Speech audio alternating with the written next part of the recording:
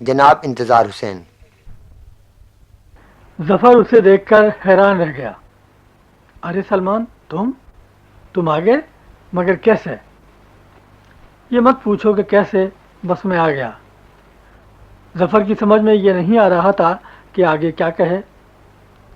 وہاں سے زندہ بچ کر نکل آنا، یہ تو معجزہ ہے۔ ہاں معجزہ ہی سمجھو، بس زندگی تھی کہ نکل آیا۔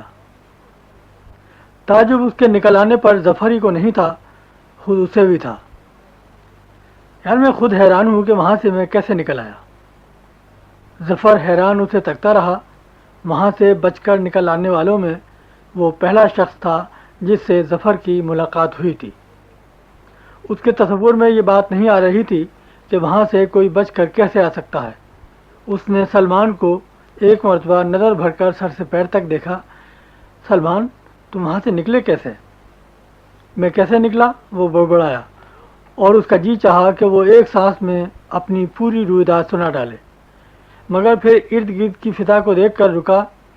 یار 2 لفظوں میں تو اسے بیان نہیں کیا جا سکتا، یہ تو پوری داستان ہے، تم سنو گے تو تمہارے ہوش اڑ جائیں گے۔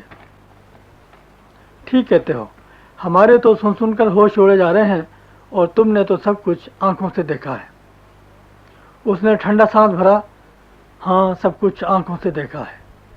اذیت بھرے ان گنت منظر اس کی آنکھوں میں گھوم گئے۔ اتنا کوئی دیکھا ہے کہ بس بہت کچھ دیکھا ہے۔ پھر سناؤ۔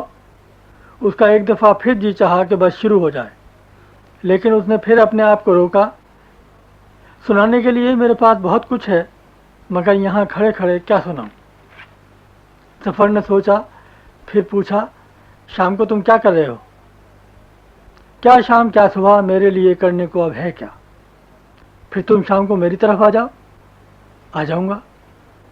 اسلم کو فون کر دوں گا، وہ بھی آ جائے گا۔ اسلم جھکی، ارے وہ یہیں ہے، اسے رزق نہ موت، اسے کہاں جانا ہے؟ اور زیدی کہاں ہے؟ اچھا، اس بکواسیے کو بھی بلا لوں گا۔ پھر پکی رہی؟ پکی۔ ظفر نے گھر پہنچ کر تیزی سے ڈائل گھمایا۔ ہیلو اسلم، یار میں ہوں ظفر، یار سلمان آ گیا ہے۔ سلمان؟ یار کیا کہہ رہا ہے تو؟ ہاں یار وہ آ گیا ہے، وہ وہاں سے بچ کر نکل آیا، مگر کیسے؟ شام کو آؤ اور اس سے خود پوچھ لو۔ آؤں گا۔ پھر اس نے زیدی کے دفتر فون کیا۔ ہیلو زیدی، بھائی زیدی صاحب کو بلائیں۔ ہیلو زیدی، میں ظفر، یار تمہیں ایک خبر سناؤں؟ سناؤ۔ سلمان آ گیا ہے۔ سلمان؟ نہیں بے، ہاں یار وہ نکل آیا ہے، بہت موٹی کھال کا نکلا۔ پھر کہاں ہے وہ؟ شام کو میری طرف آ جاؤ، وہ آئے گا۔ آ جاؤں گا۔ شام کو چاروں یار اکٹھے ہوئے۔ تینوں نے سلمان کو اور سلمان نے ان تینوں کو ایک حیرت سے دیکھا۔ اسلم نے اس کے بچ آنے پر اظہار تعجب کیا۔ سلمان نے ایک لمبی جباہی لی۔ ظفر نے اس کی طرف دیکھا۔ سلمان، تمہارا کیا خیال ہے، تم بتاؤ۔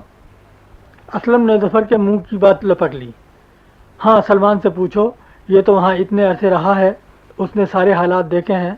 سلمان، تمہارا کیا خیال ہے؟ میرا کیا خیال ہے؟ وہ سوچ میں پڑ گیا۔ اسے خاموش دیکھ کر ظفر آخر بے چین ہوا، ٹہوکا، یار کچھ بولو۔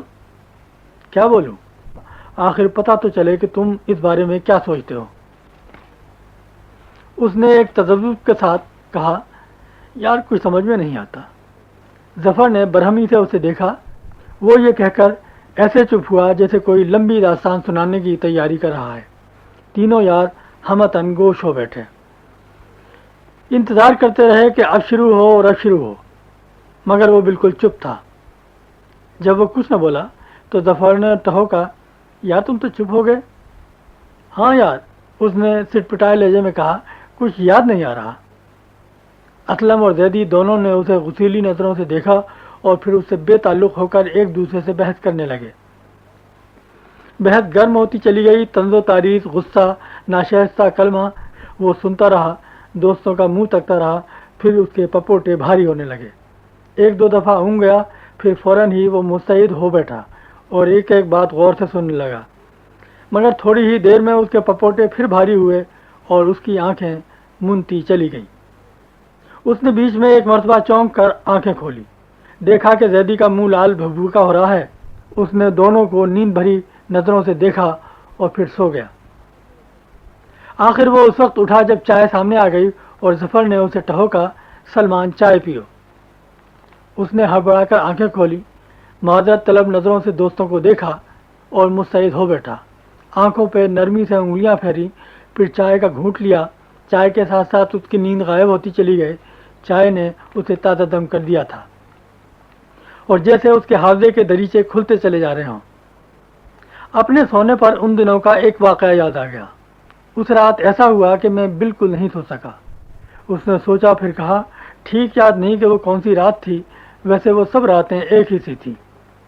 ہوا یہ کہتے کہتے وہ چپ ہو گیا۔ اسلم، زیدی، ظفر تینوں اس کی طرف متوجہ تھے۔ انہیں اپنی طرف متوجہ دیکھ کر وہ سر پٹایا، بولا، آئی بات ذہن سے اتر گئی۔ بہرحال اس کے بعد میں رات بھر نہ سو سکا۔ رکا، بولا، اور پھر اس کے بعد تو یہ ہوا کہ سونا نصیب ہی نہیں ہوا، شاید پھر سویا ہی نہیں، یا شاید کبھی سو لیا ہوں۔ وہ الجھ سا گیا اور چپ ہو گیا۔ اسلم، زیدی، ظفر تینوں نے بے دلی سے اس کی بات سنی۔